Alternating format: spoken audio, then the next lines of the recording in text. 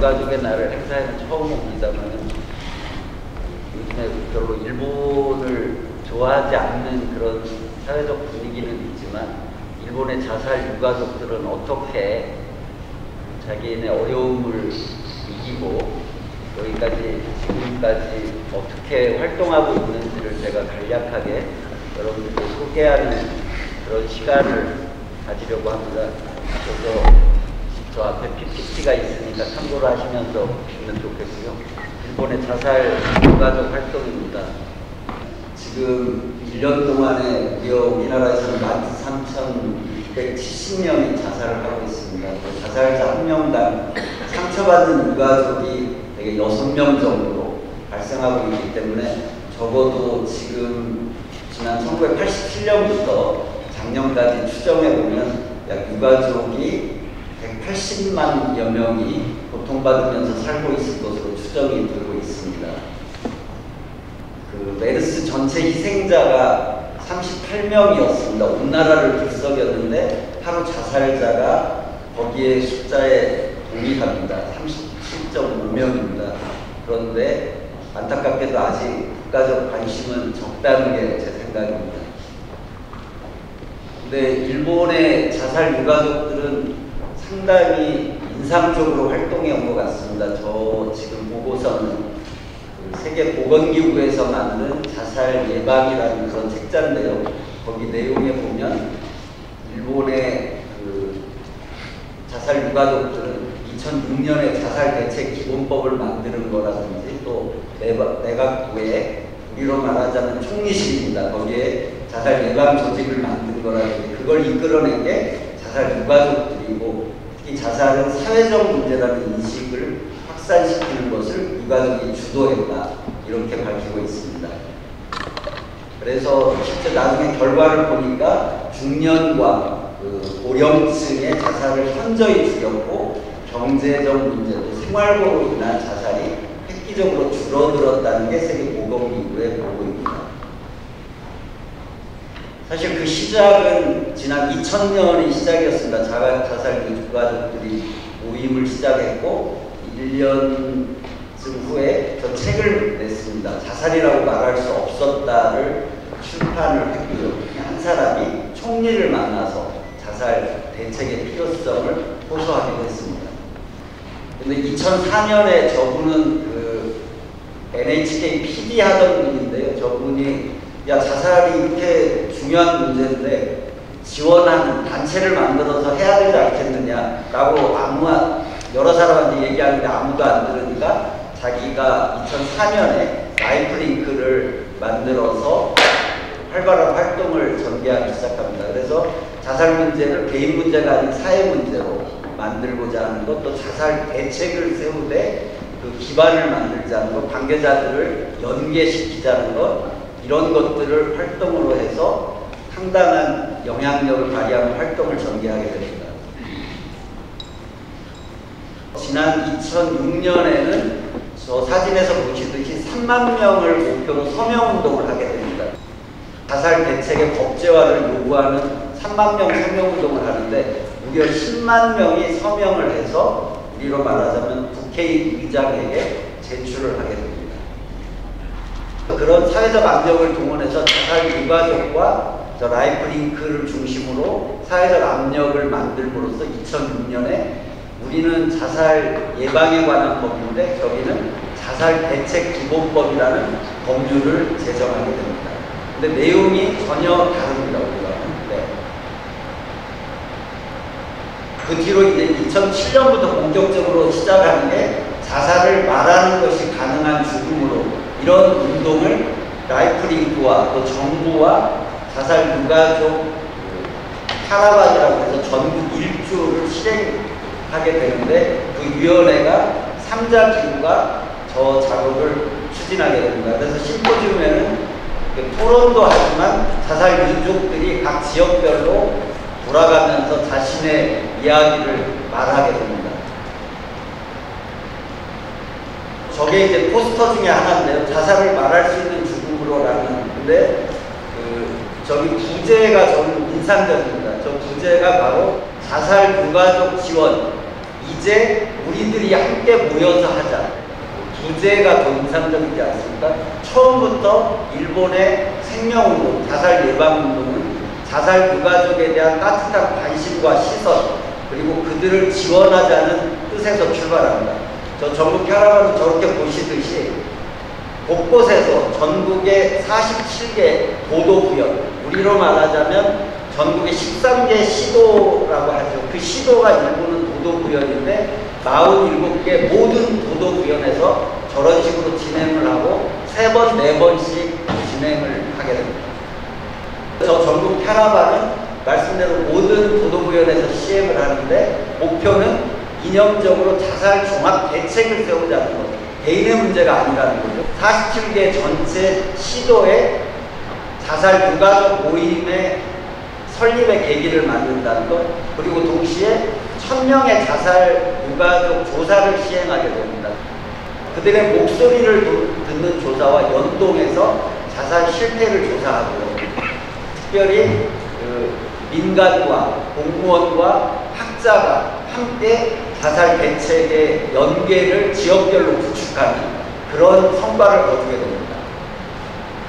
오늘 몇 분께서 증언을 했지만 아예 저렇게 유가족들이 말한다 라는 자살자의 사진과 그들의 생애와 메시지가 무엇이었는지를 아예 저렇게 공개하는 자료까지 만들어서 공개적으로 말하는 분위기가 형성이 됩니다. 그래서 아까 말씀드린 1000명 실태조사를 함으로써 유족들을 지원할 수 있는 근거도 마련을 하게 되고요. 어떻게 경위가 어떻게 돼서 이후에 과연 어떤 식의 대책 마련이 필요한지를 체계적으로 모색하는 근거 자료도 확보하게 됩니다. 그리고 2007년에는 저게 자살로 남겨진 사람들을 위한 지원 가이드북, 서포트 가이드북입니다. 부제가 고통을 나누는 치유의 방법, 지금도 판매되고 있는 책입니다. 보건소나 정신보건복지센터나 여러 학교, 직장에서 이 인사 담당자들, 법률 전문가들 모두가 함께하는 자살 유족을 지원하기 위하여 상담자를 위한 지침서도 후생성의 지원으로 발간하게 됩니다. 전국에 아까 47개 지역별로 지역들 유족 모임이 형성되면서 지난 2008년 5월 17일에 센다이에서 유족들이 상호 교류와 예방활동, 본연의 자세 등을 협의하기 위한 전국 자사 유족 포럼 2008 개최했고 그 뒤로 해마다 개최를 하고 있습니다. 그래서 저는 전국 자살 유족 연락회 주최로 하고 있고요. 처음에 13개 도도구연의 유족 등 150여 명이 참가를 해서 지금 대표를 맡고 있는 다나카 사치코 대표가 이런 말을 합니다. 오늘도 아까 그런 말씀이 많았지만 같은 입장의 사람들과의 만남이 없었다면 나는 지금 살아있을 수 없었을 것이다. 지금 고립된 유족들과 조금이라도 관계를 갖고 싶다. 이런 말도 저기서 하게 됩니다. 자살 유족 연락처는 지금 홈페이지 여러분들이 들어가서 확인할 수 있는 건데요. 활동의 목표는 서로 연결하자, 그리고 서로 지지하자, 정보를 공유하고 경험을 전파하자, 그리고 관계기관에 우리의 목소리를 내자, 그리고 제발 사람들이 살길 원한다. 이런 식으로 이 5가지 활동 목표를 가지고 활동을 하면서 서로 저기서 활동하는 목표가 유족 자신이 먼저 건강하게 살아가는 것을 목적으로 하고 있고요. 특히 자살한 우리의 소중한 사람들의 죽음을 헛되이 하지 않고 정말 선한 사람이 선하게 살아갈 수 있는 세상을 만들어가자, 이런 지향으로 활동하고 있습니다. 그래서 저 대표의 메시지가 저 홈페이지에 가면 있는데요. 저 내용이 참 저는 와닿는 내용이더라고요. 여기로 문의해주세요. 블로그 댓글도 좋습니다. 곤란한 일이 있으면 혼자 고민하지 말고 두려워하지 말고 연락주세요. 저 예시가 내가 사는 곳 근처에서 유가족 자조모임 그룹 개최일을 알고 싶다든지, 뭐 여러 산재 신청을 할 수 있는 좋은 변호사가 필요하다든지, 후견인 수속을 의뢰할 수 있는 사법서사가 필요하다든지, 정신과 약물을 줄이거나 끊고자 한다든지, 빚이 있는데 어떻게 해결하고 싶다든지, 임대차에 문제가 생겨서 배상금을 청구해야 된다는 것, 이런 등등 예시를 하고 연락 달라고 호소하고 있습니다. 물론 상담이나 소개는 무료로 하고 있는데 저분도 물론 장남을 자살로 잃은 유가족입니다.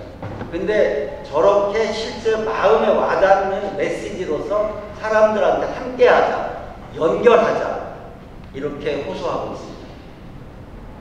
일본의 광역 지방자치단체들은 지난 2014년도에 31억엔 규모로 자살 대책 기금을 마련해서 활용하고 있는데요. 그 쓰임이 상당히 시사적입니다. 우선은 대면에서 상담하는 것, 또 전화로 상담하는 것을 지원하고요. 인재 육성 사업을 하는데 어떤 인재냐면 자살을 생각하고 있는 사람, 또 자살 미수자와 같이 위험성이 높은 사람, 또 자살 유가족들에 대해서 적절하게 대응을 하고 지원을 할 수 있는 그런 인재를 양성하는 데 씁니다. 그 밖에도 여러 가지 홍보와 관련된 개발 사업을 하는 것, 그 외에 강화 모델 사업, 이게 굉장히 중요한데요. 각 지역에서 자살 대책을 긴급하게 강화하기 위한 사업들인데, 우선은 고위험 지역에 대한 순찰 활동을 강화하는 것, 또 일시적인 피난 장소를 제공하는 것, 또 유가족 자조 모임을 운영하고 지원하는 것, 이게 굉장히 중요한 일부를 구성하고 있습니다. 일본의 지방 행정이 자살 유가족들을 돌보고 지원하는 데까지 발전했다는 것을 보여주고 있습니다. 유가족 활동의 시사점을 제가 정리해 봤습니다. 유가족들이 말하는 것, 스피크 아웃 하는 게 모든 활동의 출발점이라고 보고요. 또 자살 예방 개인의 차원이 아니라 사회적 차원의 대책으로 차원을 높이자는 것, 그리고 초기부터 유가족들이 주요한 역할을 했다. 유가족에 돕고 지원하는, 이걸 처음부터 중시했다는 것, 그리고 전국 유가족들의 그 타라반을 통해서, 전국 일주를 통해서 지역 기반 네트워크를 구축했다는 것, 그리고 민의, 관이나 정부, 학계, 또 국회, 언론을 이끌어간다는 것, 또 항상 시민들의 힘을 동원해서 저희를 추진했다는 게 일본 유가족들의 활동의 시사점이 아닌가 싶습니다. 저런 노력을 통해서 저 운동이 시작되던 35,000명의 자살자가 24,000명 미만으로 줄어들었고 지금도 계속 줄어들고 있는 상황입니다. 네. 저는 자살 문제를 해결하는 가장 중요한 활동 중에 하나, 출발점은 우리 유가족들의 활동이 본격적으로 시작되는 거라고 생각합니다. 그 일본의 라이프링크를 만든 저 요스유키 스미츠 상인데요. 저는 일본 유가족들의 활동에서 뭐 형식적인 체계, 뭐 법률 모습 이런 게 아니라 더 중요한 거는 저는 저분과 같이 유가족을 지원하는 것, 유가족 돌보는 걸 처음부터 중시하고 그것을 사회적 압력으로 동원한 저런 분의 헌신을 포함해서 철학과 가치관, 생각, 관점 이런 것들을 배워서 우리 한국 현실에 적용해 나가서 발전시키기를 소망합니다. 오랜 시간 경청해 주셔서 고맙습니다.